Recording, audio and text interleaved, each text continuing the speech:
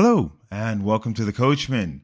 For today's reading, we're going to be heading actually over to Portugal, and we're going to be reading a really cool story.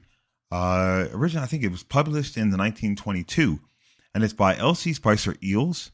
Hopefully, I say that correctly. And this is actually a folk tale, and it's a cool story that is a story of a clever youth and a foolish one called Fresh Figs. Long ago, there lived a maid who fell ill. Her father was very rich and did everything he could for her. One day she said, "If I only had some fresh figs, I'm sure I'd feel better." Now it was in the month of January. It would be many long months before the fresh figs would be ripe. The rich man was greatly worried. Not even his fortune could ripen the figs, as he well knew. Now, I don't know if you've had figs before, and if I'm getting them right, it looks like a giant grape in a sense, but I think it has like a really hardcore seed. They are good, and I would tell anybody if you've never had a fig, definitely, try one out because they are definitely, I think they're definitely worth having, and it's one that I would definitely say, yeah. Okay, so no, I got the wrong one. A fig, I am right. It is kind of big. Like I'd say maybe the size of like a golf ball. And they can be really good. I think I've had a couple. They're good. I mean, of course, like Fig Newtons and stuff like that, sweet and all that. But I would definitely recommend that anybody, if you've never had a fig, go dig them out because they're pretty good and they're pretty sweet. You just got to know how to make them. So. Let's see. Nevertheless, he decided to advertise and therefore said, "Whoever shall bring fresh figs to my daughter shall marry her if he be young. If he be old, he shall receive his reward in money." Basically, my man is saying, yo, bring me what you can. Yeah. Whoever can. This announcement was spread abroad throughout the whole country, but no one had any fresh figs in the month of January. At last, however, there was a woman found who had a fig tree close by the side of her house, protected from the cold winds by the house and by the high wall of her garden. This woman had a few fresh figs, but they were small and not very good. "Send them to the little maid who is sick," advised her neighbors. "Indeed, I'll send them as soon as my son can get ready to start," replied the good woman. Now, the woman had two sons. One of them was foolish, but the other was considered one of the cleverest youths in the whole countryside. He left home immediately with the best of the figs in his basket. On the way, he met a woman dressed in blue with a child in her arms. It was really the Holy Mother and her child, but he did not recognize them. "What are you carrying in your basket?" asked the woman. "I'm carrying horns," replied the clever youth. "Yes, you are carrying horns," replied the woman.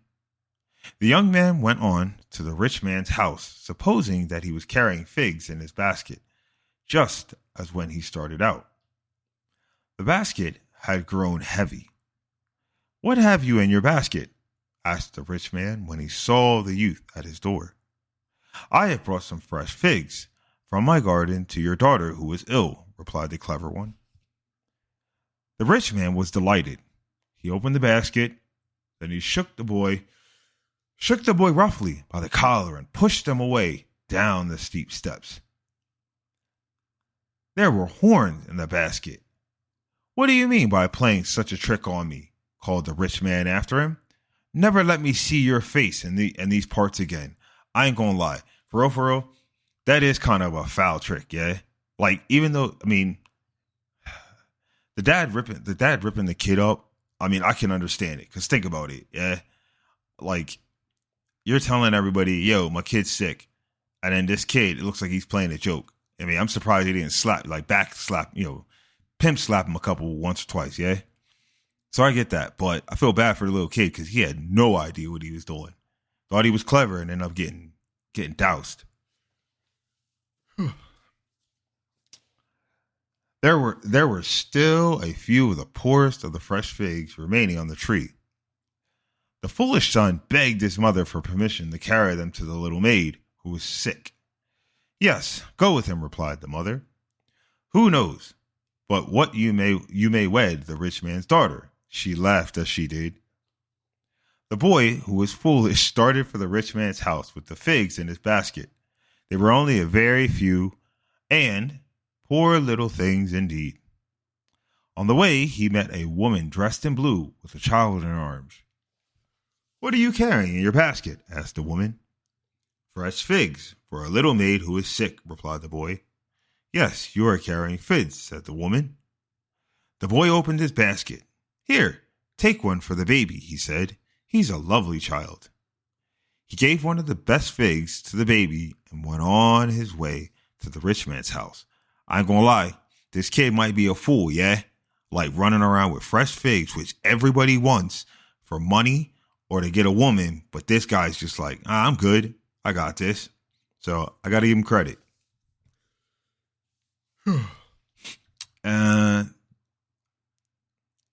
Okay, what have you in your basket? Asked the rich man. Fresh figs from my garden for your daughter who is sick, replied the boy. The man opened the basket with a scowl upon his face. He well remembered how he had been tricked before. Then his eyes grew wide with surprise. What? Figs like these in January, he cried in amazement. The figs had grown large and beautiful on the road to the rich man's house. They filled the whole basket. The little maid was so happy when she saw them that she began to grow better immediately. Told you, man. That fool, he wasn't a fool. When her father saw the youth was foolish, he repented of his promise to give his daughter in marriage to any young man who brought fresh figs to her. However, he had given his word, and it was not a thing to be lightly broken. See, I'm not going to lie, man. In these times, with that juju running around, if I was daddy, I would just be like, yo, man, he gave my daughter what he wanted. She's getting better. All right, you got to do this. A fool or not, hey, gotta let it happen. I'll tell you what to do. I'll tell you what to do to get out of your difficulty, said his friend to whom he told his trouble. Turn 2 lively rabbits out on the mountain and tell the boy that he'll lose his life if he doesn't catch them and bring them back at night. Yo, see, things like this, dude, they're wicked.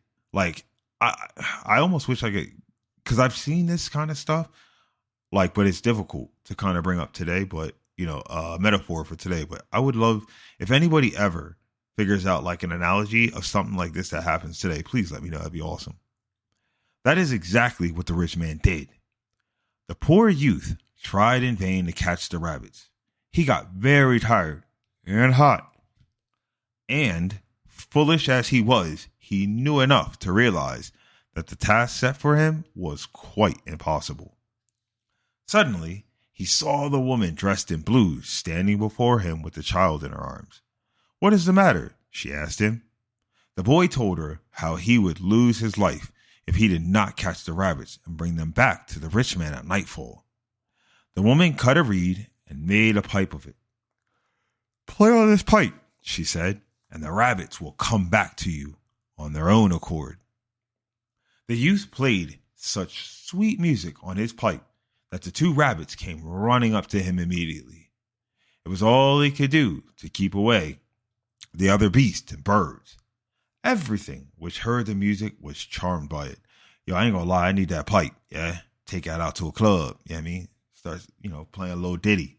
Like, be as big as like Kenny G back in like the 80s and stuff. Be sick. If you don't know about Kenny G, trust me, everybody's heard Kenny G. Just go down to like your local grocery store and give it like 10 minutes. You've heard Kenny G. On his way back to the rich man's house, he met 2 men who had been sent to kill him. No one had dreamed, of course, that he'd really catch the rabbits. The 2 men were so surprised when they saw them in the bag that their eyes stuck out. The rich man was even more amazed. As for the little maid who had been sick, when she heard the sweet music which the youth played upon the pipe, she was quite ready to marry him. The wedding was celebrated with great joy. So, I hope you get out there, help somebody out. If you see a woman in a blue dress with a baby in her arms, tell her the truth. Ask for something amazing, because who knows, you might just get it and end up marrying some fine looking filly, yeah? But with that being said, I wish you a good day, a good week and weekend, and until next time, take care.